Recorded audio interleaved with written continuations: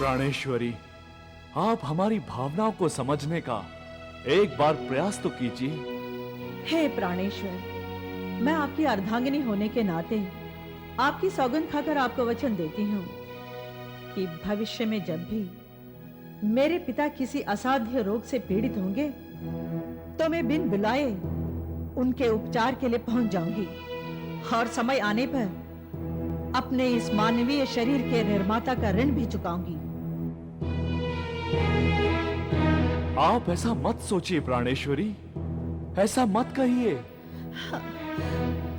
मैं हलाहल विष पीना स्वीकार कर लूंगी, परंतु समय से पहले पिताश्री के द्वार किसी मूल्य नहीं खटखटाऊंगी। ये आपकी सती का निर्णय है प्राणेश्वर। मेरा विश्वास कीजिए नाथ, मेरी कथनी और करनी में कभी अंतर नहीं पाएंगे आप, कभी अंतर नहीं पाएंगे।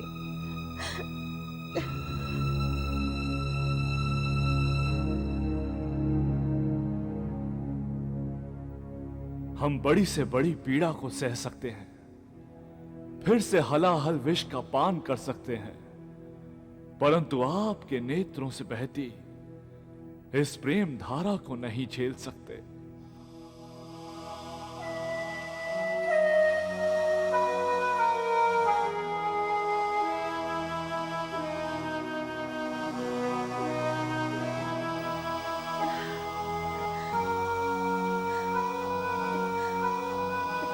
हे प्रिय, मन की शांति का एक मार्ग है। क्यों ना हम दोनों देवभूमि भारत की तीर्थ यात्रा पर चलें। इससे अशांत मन को चैन मिलेगा। इसी बहाने हमें अपने इष्ट देव के दर्शनों का लाभ भी मिल जाएगा और साथ ही जीवन में कुछ परिवर्तन भी हो जाएगा। आइए हम दोनों अपने गृहस्थ जीवन की पहली तीर्थ यात्रा के पथगामिनी बने।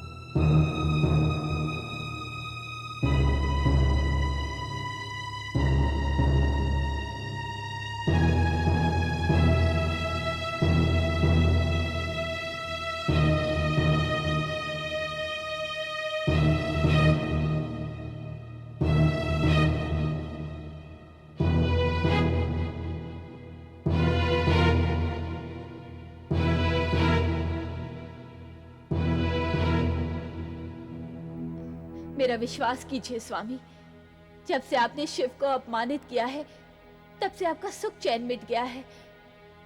आप नित्य वेदों का शांति पाठ करते हैं, त्रिकाल संध्या पूजा और अग्निहोत्र करते हैं, फिर भी आपके मन को शांति नहीं।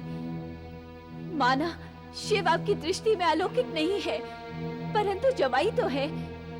सभी सनातन नीतियां जवाई को पूज्य मानती हैं, क्योंकि वे दी हुई कन्या का पति होता है।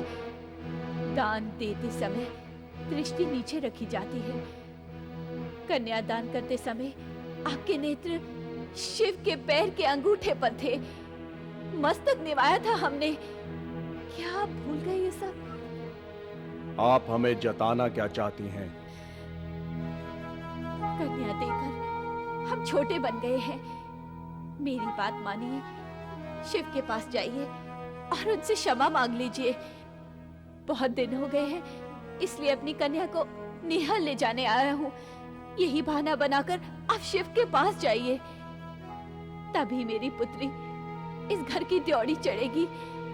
अन्यथा पति को परमेश्वर मानने वाली हमारी पुत्री रुष्ट होकर हमें त्याग देगी। क्या पति के लिए हमें त्याग देगी? हमें, अपने जन्मदाता को, अपने पिता को त्याग देगी?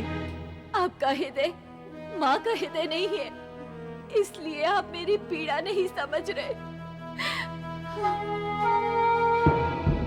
प्रिय सिकनी, तुमने भी अपने पति के दुख को नहीं जाना। मैंने सती को छाती से लगाकर अपने स्नेह से सींचकर पोसा है। उसे पाने के लिए मैंने कितना कठोर तप किया था। उस शमशान के पिशाच को ब्रह्म शिव का अवतार मानकर पूजता था। उसे कन्या देकर मुझे मान मिलेगा, यह सोचा था मैंने। परंतु वो तो केवल नामधारी शिव निकला। सत्य कह रहे हैं भ्राताश्री, वो तो स्वभाव से ही सठ और असभ्य है। बताइए, जिसमें तनिक भी नम्रता नहीं, वो भला सदाशिव कैसे हो सकता है? वो तो स्वयं ही महादेव बन बैठा, आडंबरी कहीं का। उसके प्रति तो हमारा भ्रम टूट गया है, परंतु अपनी ही जाई पुत्री को क्या कहें। जाते समय उसने हमारे ओर नेत्र उठाकर भी नहीं देखा, जैसे कि हम कोई अपवित्र वस्तु हैं। तो क्या अब इस माँ का उसकी पुत्री से मिलन नहीं होगा? क्या आपने अपनी पुत्री को ठुकराने के लिए जन्म दिया था? असिकनी, हमारी पुत्री तो साक्षात भगवती है, ऐसा ही नारद ने हमें बार बार कहा। वो प्रेममयी अवतारी है, फिर भी हमारी भक्ति को हृदय में स्थान क्यों नहीं देती? बिना बुलाए पिता के घर क्यों नहीं आती? उसे पिता को मान देने के लिए स्वयं आना चाहिए। पिता के रूठे हृदय को मनाना चाहिए। ओहो, एक तरफ पुत्री का प्रेम, दूसरी ओर लोक शिक्षा। भ्राताश्री, ये दोनों मन के विरोधी भाव आपकी पीड़ा का कारण हैं। कृपया इन्हें मिटा दीजिए।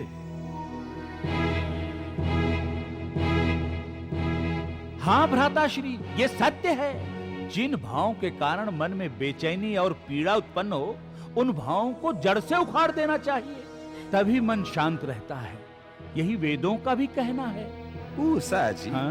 मेरा तो ये मत है, जो वस्तु दान कर दी, हाँ? उससे मोह रखना पाप है। हाँ, अब तो वो दिया दान है, जिसकी थी उसकी हो गई। हाँ। ठीक कहा आपने। आज से हम पुत्री सती को दान दी हुई वस्तु समझकर भूल जाते हैं, कभी स्मरण नहीं करेंगे उसे, शिव को भी नहीं। ऐसा मत कहिए। क्या अपनी पुत्री को कोई भुलाए भूल सकता है? हाँ सिकनी, हम अपने हृदय पर पत्थर रख के उसे सदा के लिए भूल जाएंगे। भूल जाएंगे कि सती नाम की हमारी कभी कोई पुत्री भी थी।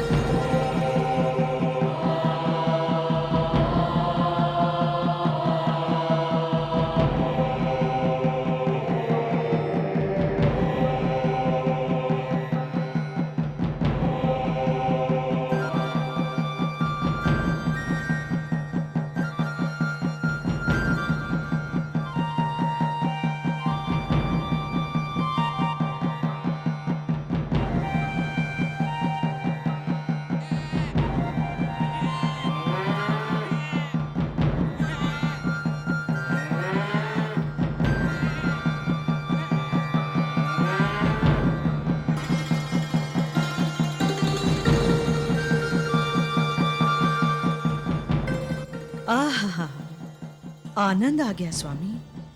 यहाँ की सुंदरता और शांति देखकर मेरा मन प्रसन्न हो गया। ऐसा स्वाभाविक है कल्याणी। ये दंडक वन कई ज्ञात अज्ञात त्यागियों की तपभूमि है।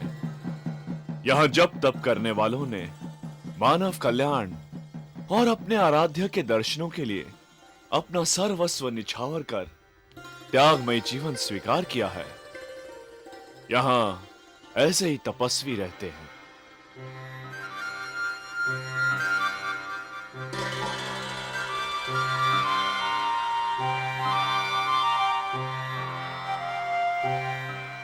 तब तो मैं भाग्यशाली हूं प्राणनाथ। इस पवित्र धरती का स्पर्श पाकर मैं धन्य हो गई। तभी तो अपने भक्तों के त्याग से प्रसन्न होकर मेरे आराध्य ने मानव रूप में देवभूमि भारत में अवतार लिया है। अपने भक्तों की चरणों की धूल माथे से लगाकर पूछा है कि हे पूज्यवरो, हम आपके लिए ही इस वन में विचर रहे हैं, कृपया हमें अपनी सेवा का शुभ अवसर दीजिए।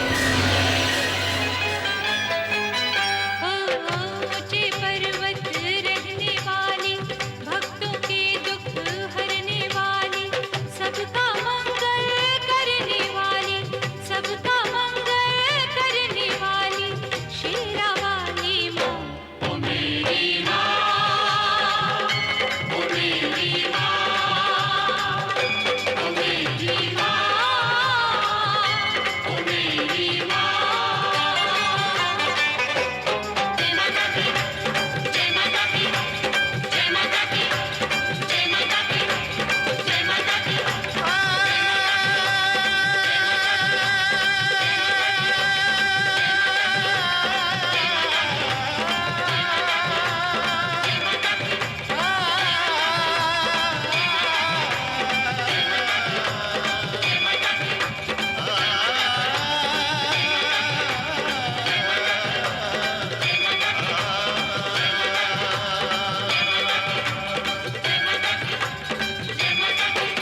जय